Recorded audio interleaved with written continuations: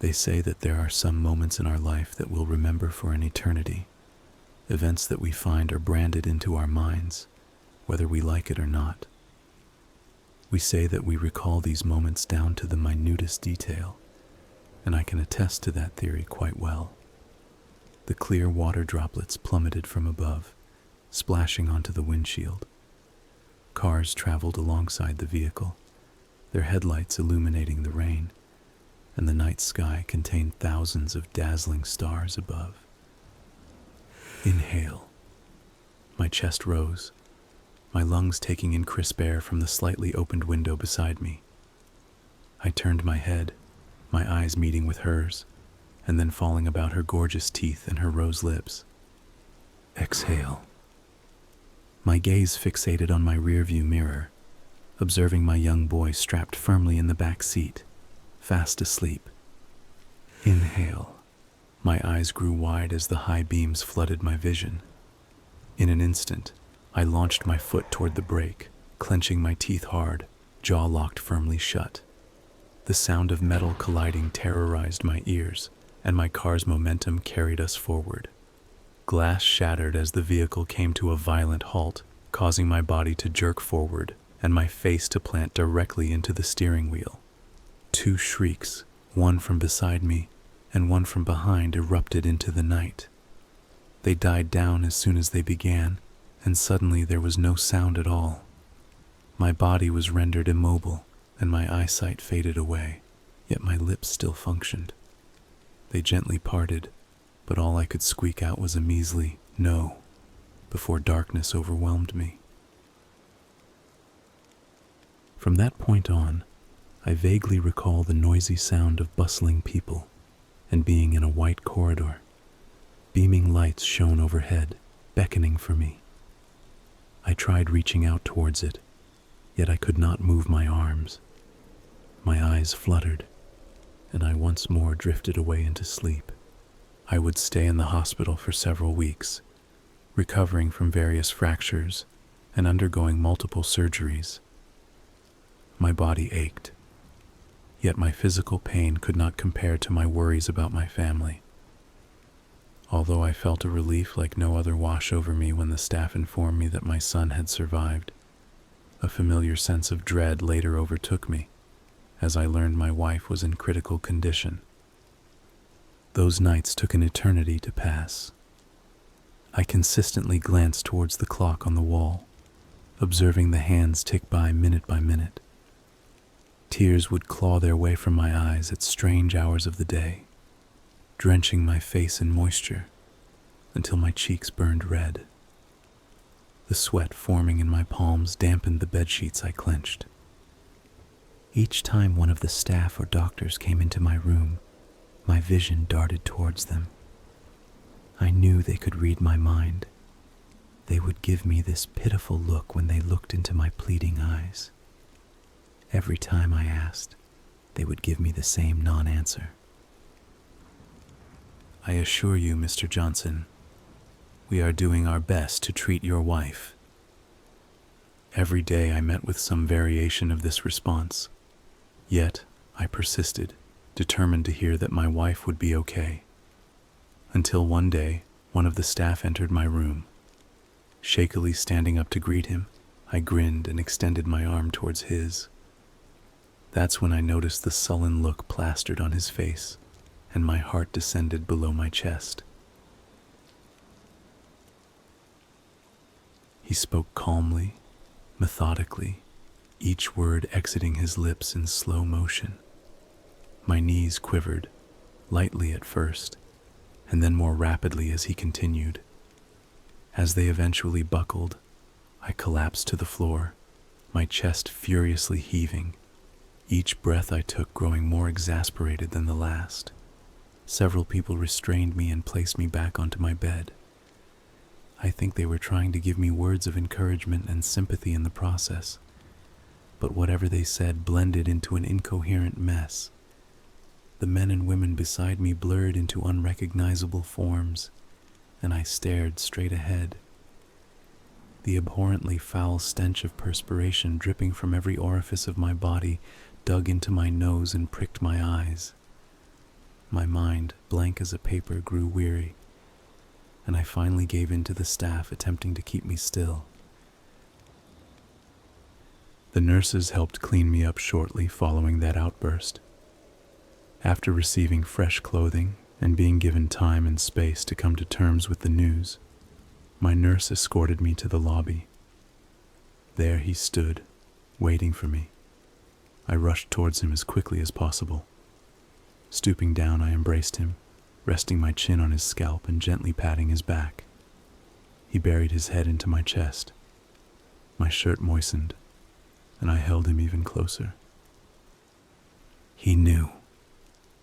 Before we left the hospital, I received a few recommendations for psychiatrists and therapists in my area.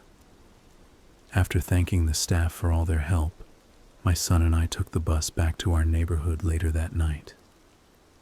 We had baked chicken with rice that night, but he just sat there, poking his food with his fork.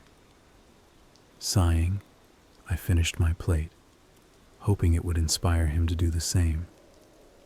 Instead, he pushed his dish away from him, in front of where an empty chair stood before the table. I knew he wouldn't budge, but I was aware that the hospital had been keeping him healthy and nourished. I told him he should go to bed and get some rest, and he obliged, hopping up from his seat and making his way to his room. After he crawled in bed, I tucked him in and asked if he'd like me to sleep in his room for the night. He shook his head, rejecting my offer. I bent down and kissed his forehead, wishing him a good night. I opened my laptop and researched the therapy centers cited in the pamphlet I received earlier. I grimaced when I read the costs for each one. My wife made money along with me for our family. That, combined with the opportunity cost forfeited by my hospital stay, took immediate therapy out of the question. Sighing, I closed the computer and trod over to my bedroom. Placing my palm against the wooden door, I traced my fingers along its perimeter until they met the cold brass knob. Counting down from 5, I forced myself to open the door upon reaching 0. I set foot into the room, flicking the light switch upward. As the bulb cast its light onto dull gray walls surrounding me, I mustered the courage to set one foot in front of the other. Making my way over to the oak frame of my queen-sized bed, I looked down upon the blankets before me. The bed felt so different. It felt so empty. Beside the bed sat a dresser with a picture frame placed atop it. There stood a man and his soulmate, their faces beaming with glee. Feeling the tears trickling down my cheeks, I glanced back toward the bed, realizing I was dampening the sheets while I wept.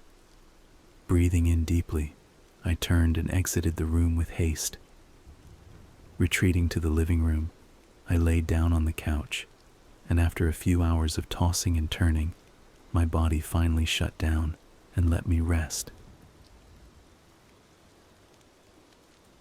I didn't recognize where I was. All I knew was that pure light surrounded me, overloading my senses. My mouth opened, yet I didn't make a sound. I extended my arm, groping ahead of me for whatever surface I could find. My fingers were met with a wheel. The sound of an engine roared from somewhere within the light. Tires swerved and voices shrieked. Bang! Metal tearing into metal. Incoherent, shrill cries produced from the back of the car. Was this truly happening again? My head jerked forward with the momentum of the vehicle. The commotion ceased as suddenly as it arrived, leaving me in a state of disarray. The cold night air seeped in through the shattered window, erecting the hairs on my arms. Everything was still. It was a dream. I knew it was a dream. So why could I so vividly sense the beads of sweat trickling down my arms and pooling around my knuckles? How is it that a figment of my subconscious mind was able to perfectly replicate the texture of the leather-coated steering wheel which I so desperately clung to? Internally, I knew what would greet me if I were to shift my gaze to my right. Then I felt it. The round object slumped against my shoulder. The messy strands of hair against my arm. The warm liquid droplets falling and splashing against my hand. I couldn't even form a coherent thought before my attention shifted to the sudden weight pressed against my left shoulder.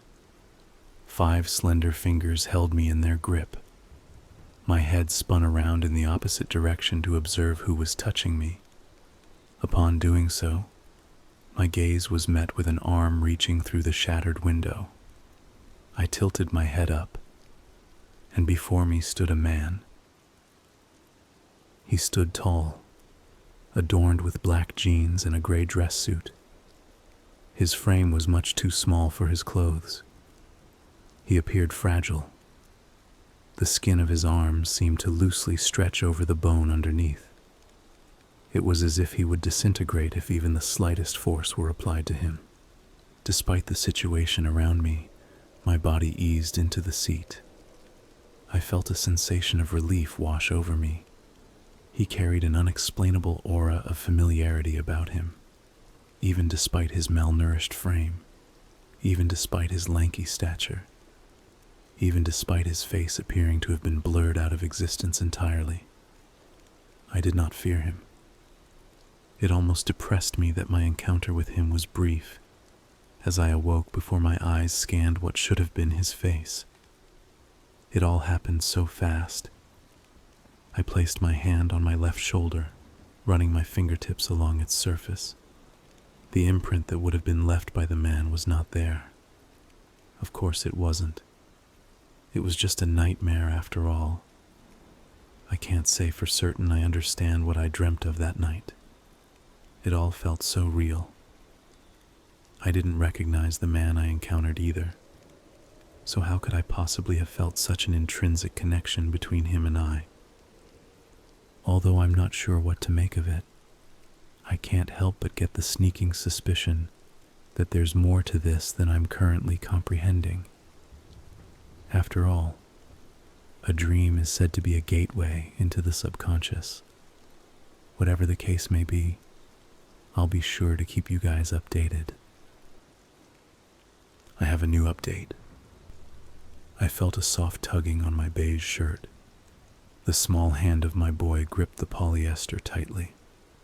I placed my hand on his head, gently massaging his scalp and pulling him closer to me. The funeral service had occurred just hours prior. Our family wasn't particularly social. We had a few friends and family stop by and offer their condolences to me. It was nice, but if I'm honest, it didn't make me feel better in the slightest. Excuse me for feeling this way, but I wasn't exactly receptive to socializing at my wife's funeral. I only went out of necessity, as well as in pursuit of some form of closure. That closure never did arrive. After it was all said and done, the other attendees left, and it was just my son and I standing before her casket, all alone. I stepped forward, placing my hand on the wooden box. The casket sat on a platform. Roses and candles were placed near it on a table. It was a lovely setup, yet it didn't feel complete. I knew her body wasn't inside. Her mangled corpse could not be presented for an open casket funeral, so we planned on having her cremated and having her remains buried. I turned, preparing to leave, but before I could, something peculiar caught my attention. I spun around, eyeing the casket. Had I been hearing things? No. The only ones in the room were my son and I. I turned back to exit the room, only to find my boy had disappeared. Where had he gone? He couldn't have left the room. I hadn't heard any footsteps. Before I could call his name, I heard it again. I most definitely had not been imagining things. "Sean, where are you, buddy?" I called out, now aware of the anxiety bubbling within me. I heard no answer. Rather, the only thing I heard was a faint laugh coming from behind me, near the casket. I recognized that laugh. My breath got caught in my throat, and I spun around, facing the source of the noise. There she stood, her angelic presence seemingly illuminating the room. "What the fuck?" I uttered, staring ahead in disbelief. It was impossible. "I have to be hallucinating," I muttered. Had I gone mad? I had been so wrapped up in my thoughts that I hadn't immediately noticed myself moving towards her. I extended my arms, resting them on her shoulders. Her red freckles adorned her face, having just enough opacity to be noticeable. She smiled, revealing her pearly white palette, whereupon her dimples appeared. It was her. She was standing before me, in the flesh. I wanted so desperately to speak, but I could only choke on my own words. She delicately placed her hand on me, the cold, smooth surface of her ring grazing my cheek. Lowering my arms to her waist, I held her against me. When gazing into her eyes, the rest of the world simply ceased to be. All that existed was her and I at that place, at that time. Gently we swayed back and forth, like the leaves of a tree on a gusty autumn day. Rocking forward and backward, we held each other in our arms. Her skin was warm, and I became entrapped in her aura. My muscles relaxed, and soon enough, I was no longer conscious of our movements. My body went on autopilot, as we danced to the beat of our hearts, conjoined as one. I was in heaven, for my love was alive again. I closed my eyes, smiling in contentedness. I heard a wet splash. At the same time, liquid pooled onto my hand. Its warmth juxtaposed the suddenly cold surface I felt pressed against me. My eyes sprung open. The once lively eyes of Elizabeth were now sunken and dull. Her appearance was now ghoulish, and her skin appeared to stick closely to her bones. Looking down at my hands, I saw that they had been covered with blood. A large laceration covered the surface of her stomach, and the stench of charred flesh infiltrated my nostrils. I shoved her away from me and collapsed to the floor. I only had a split second to process what had happened before thick chunks of vomit erupted from my throat. I wish I had not met her gaze again. Her sweet smile had transformed into a sickening grin. She dragged herself towards me, leaving a streak of blood and pus in her path. I attempted to get up and stumble away from her, but to no avail. I felt nauseous and struggled to do anything besides clumsily shuffling away.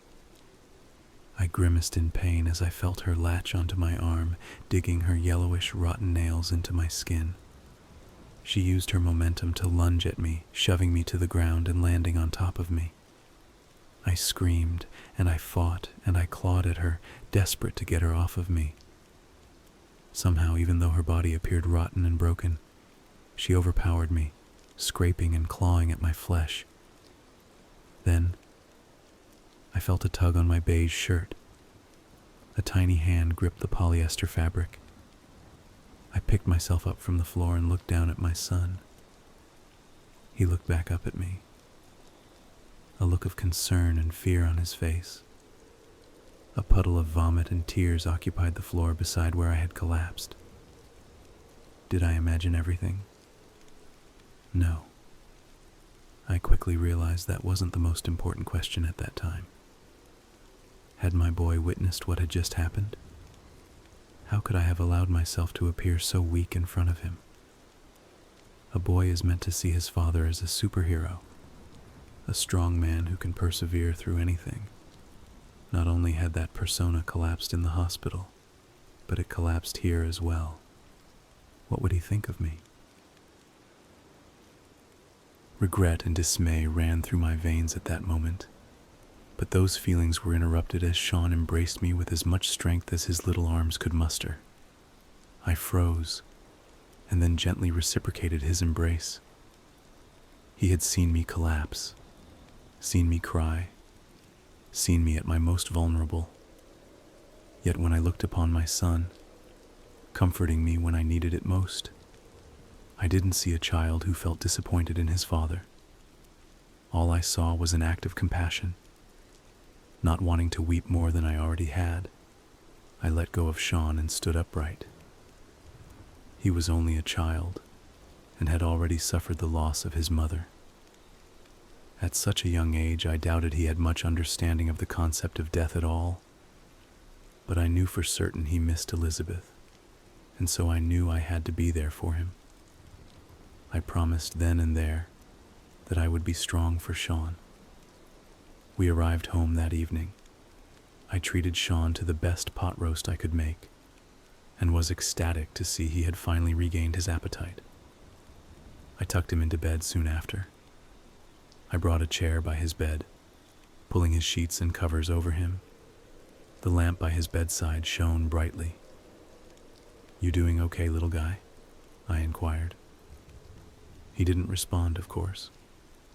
He hadn't uttered as much a word since the incident. I didn't understand why, but I didn't want to press him on it either. I would get him some help as soon as I could. I grabbed his stuffed teddy bear from a nearby shelf and waved it in front of him. "You remember how we got this?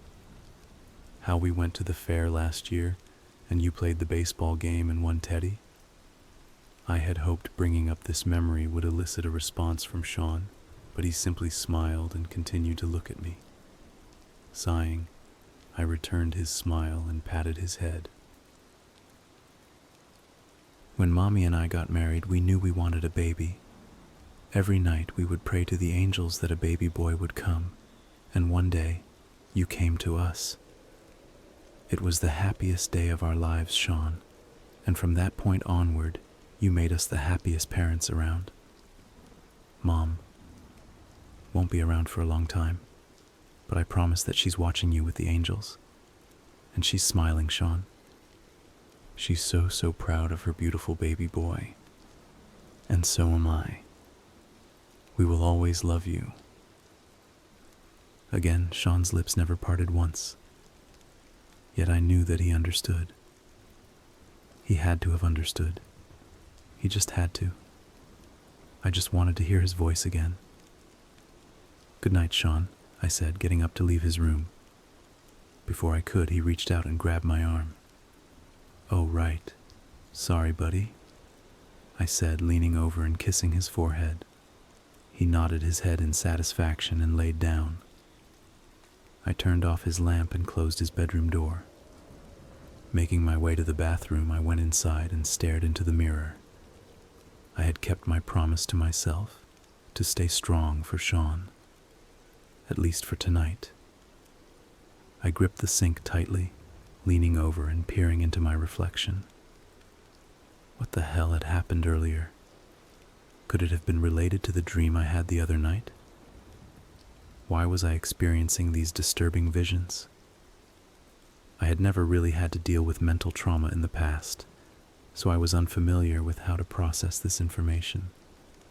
If people knew about the experiences I was having, would they think I was crazy? For the first time in my life, I felt small and out of control. I balled my hand into a fist, pounding it into the wall. That night was a sleepless one. All I could do was look up at the ceiling. Empty thoughts occupied my mind. I couldn't make sense of what I had experienced, so I merely dismissed them as nightmares.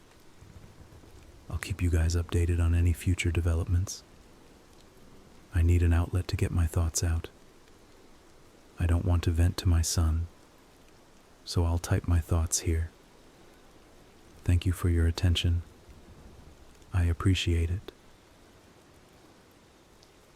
I've found it hard to eat recently. Besides the pork roast I had with Sean, I haven't had much of an appetite for anything. I've lost quite a bit of weight, evident by my rapidly thinning frame. I haven't been sleeping well either. Despite this, I've been giving my best efforts to stay strong. I truly believe Sean and I will get through this. When Sean fell asleep during the evening, I decided for the first time in a while to try driving again. I had been walking or using public transport to get from place to place, but I knew that I couldn't just avoid driving forever. We had taken Liz's car that night, so I was able to use mine. I went out to the driveway and entered my vehicle. I put the keys into the ignition, slowly turning it until I could hear the hum of the engine. Taking a deep breath, I shifted the gear into reverse and backed out of the driveway. Deciding I would get off to a slow start, I drove through my neighborhood streets at a low speed. The car methodically made its way down the road, and I eased up a little. I was getting comfortable driving again. Mustering up a little more courage, I turned onto a public road so I could practice driving among other vehicles again. My hands started to tremble, so I gripped the wheel tightly. I turned on my hazard lights. I needed to pace myself and keep my cool. I applied a little more pressure to the accelerator. My body stiffened as the car picked up speed, and I responded by slowing my breathing. Doing so allowed me to loosen my body, and I pressed down on the accelerator even harder. I lowered the windows and felt the wind blow against my face. Horns beeped all around me.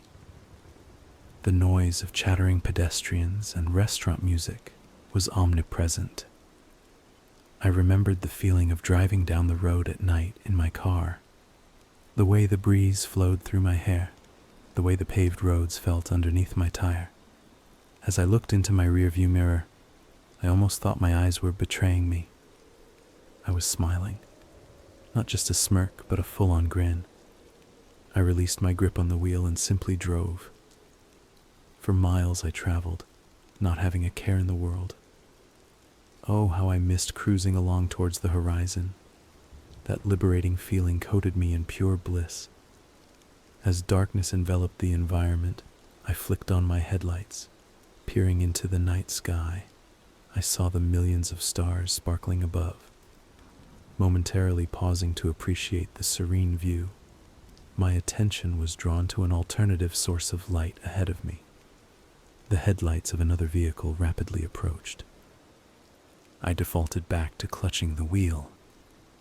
Those lights, they flooded my vision just as memories flooded my mind. Remembering to be calm, I once more inhaled a surplus of oxygen, letting it stir in my stomach before a prolonged exhale exited my nose. For a moment, the light covered my entire vehicle. In a split second, it was over. I observed my rear view mirror once more, watching the car travel down the road behind me. Pulling onto the shoulder, I put the car into park and leaned back into the seat. I let out an audible sigh of relief, followed by a single sentence. I did it. Returning home later that night, I quietly entered my house and went to check on Sean. His door opened with a slight creak, and I made my way over to his bedside. I turned on his lamp, only to find the covers of an empty bed pulled to the side. Confused, I exited his room and called out his name. There was no response.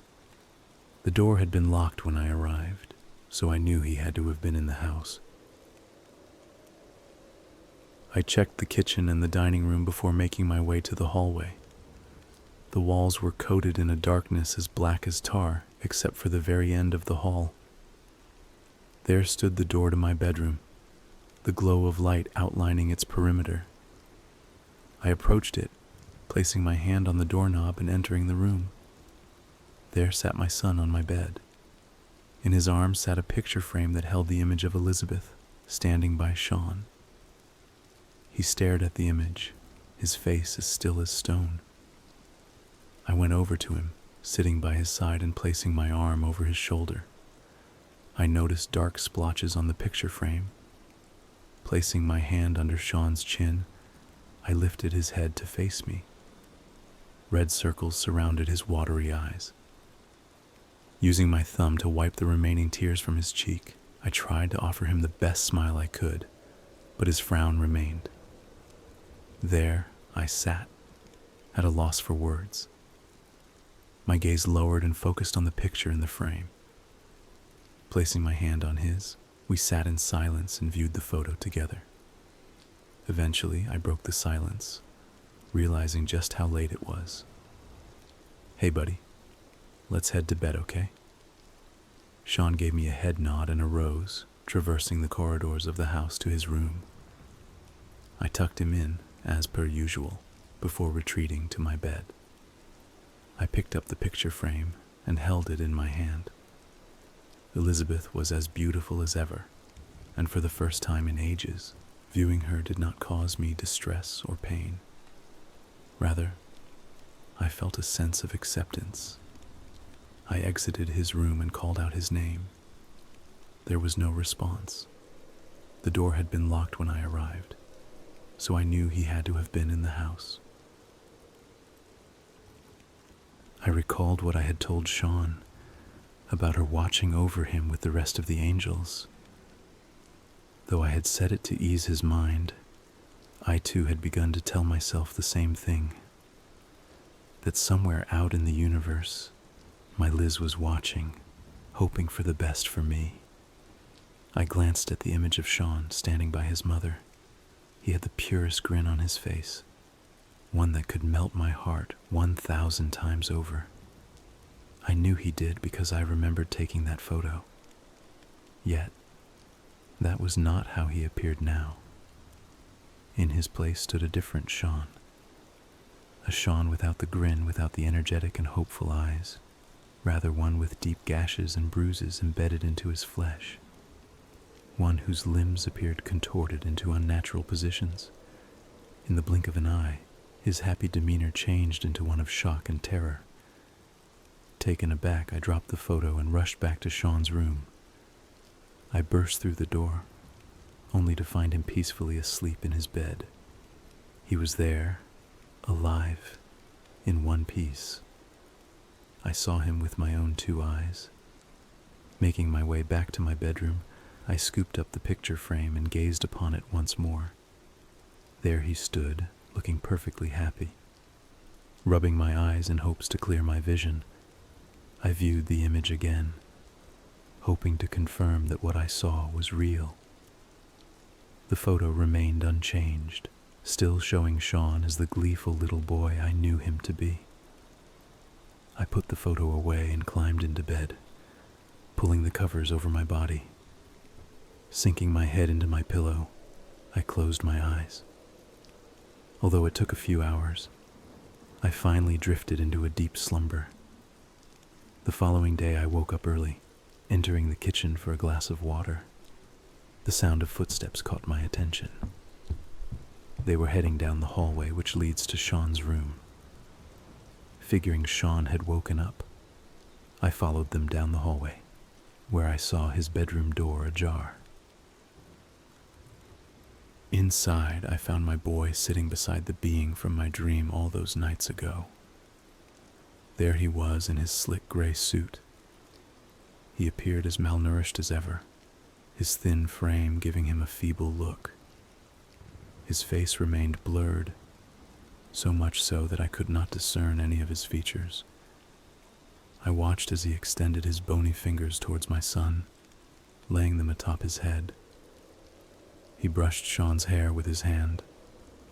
Neither one of them faced me, and despite the circumstances, I did not feel fear for my safety or Sean's. I walked toward the creature, attempting to touch it. Mere centimeters before the tips of my fingers grazed its figure, my body lunged forward, my forehead drenched in sweat. I observed my surroundings, realizing I had not yet left my bed. I decided to put the picture frame away in my closet for the time being. The thing freaks me out, and after that dream, and what I would assume was my hallucination yesterday. I can't bear to view it. Once again, I'll be sure to keep you all updated on future updates. I cannot express my gratitude enough to all of you. Truly, thank you. I have a final update. Sean, I need you to speak to me. I must have uttered several variations of that phrase for at least half an hour. Please, buddy, you can talk to me, okay? I promise you can talk to Papa. No matter how many times I repeated these words to him, he simply wouldn't answer. I desperately needed to know that he could speak. I needed to know that he was real. The truth is, the constant barrage of delusions had taken a toll on my psyche. Distinguishing between what was real and what was merely a figment of my imagination had become difficult. I had to know Sean was real. I wanted to believe he was, and I would know he was real if only he would speak. Could he not see the anguish in my eyes? Why wouldn't he just utter a single word? I gripped his shoulders tightly, begging him to even part his lips once. He never obliged my only wish. No amount of bribery or pleading could elicit a response from him. All he did was grab my arm, turn towards his room, and march towards it.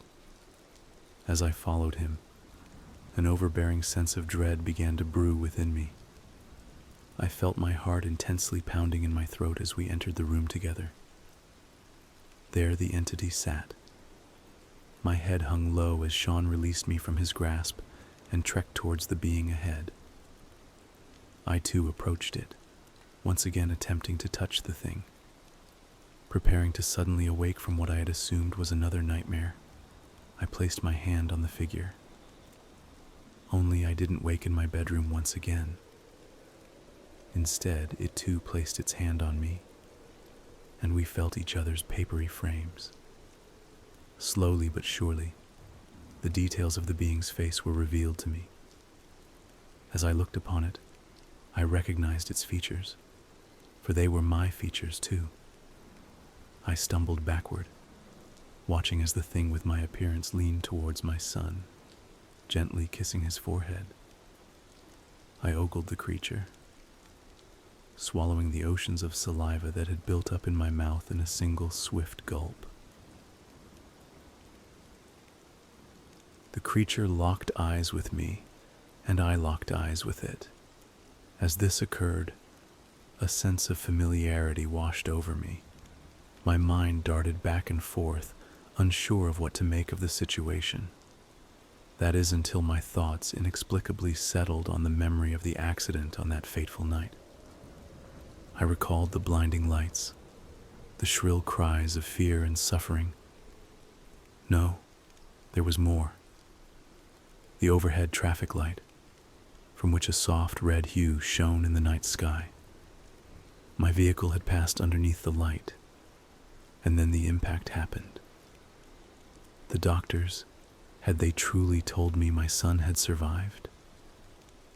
They say that there are some moments in our life that we'll remember for an eternity. It was a quote that I wrote back towards the beginning of this text. So then, why couldn't I recall the words of the doctor who told me that Sean was still alive? Could I truly have forgotten? I snapped back to reality, keeping eye contact with the being before me. Only now, Sean was nowhere to be found. The sense of familiarity I felt soon dissipated and was replaced with boiling hatred. I glared at the monster, my palms balling up. I rushed towards it, tackling it to the ground. Before it could react, I began pummeling it with my fists. You're the reason Elizabeth is gone. You're the reason Sean is gone. I'm going to kill you, I exclaimed, gritting my teeth and continuing my assault on the being. It showed no resistance. It simply allowed me to keep striking it. Again and again. I had no plans on stopping, Blood flowed from the thing's face and onto my fists. With every strike, I could feel my body breaking. With every blow, I could sense the light within me begin to extinguish. Yet I carried on, ignoring the growing pain within me. I was going to kill this man for taking what I held dearest to me. At that point, I couldn't even see the thing. Tears had clouded my eyes, blurring my sight. I simply pounded my fists downward, hoping to murder the figure in my fit of rage. I felt a soft tugging on my beige shirt. It was gentle, yet enough to pause my assault. A tiny hand gripped the polyester fabric. My arms fell to my side and I turned my head. And there he was. My boy stood by my side. I froze, my eyes widening like saucers as I witnessed his lips parting for the very first time. "I forgive you, Papa." He smiled at me and embraced me once more. I embraced him too, feeling the stream of tears begin to erupt from my eyes. I closed my eyes. I soon found that a second pair of arms had wrapped around me. The smooth surface of a ring pressed against my skin. I didn't let go for what felt like hours, but I knew I couldn't hold on forever. As I opened my eyes, I found myself alone with the figure in what was once Sean's room. I stood up and approached him once more. In one swift motion, I hugged the thing, pulling it close against me. When I let go, the thing vanished from my view. It was over. I fetched the picture frame from the closet and placed it back on my bedside. There stood Sean and Liz, standing beside each other with grins on their faces. In the reflection of the frame, I could see my face besides theirs. I smiled with them for one final time. I know Sean and Elizabeth and the angels are looking from somewhere out there, wishing the best for me. I know they would want me to forgive myself. Though doing so isn't going to be easy, I think I'll manage to do it. They may not be with me on this earth, but I know that they're with me in my heart and mind. Thank you all for reading my account. I think I'm going to be okay from this point forward. Don't expect any more updates from me. I have the feeling that I should move on. It was a pleasure writing to you all.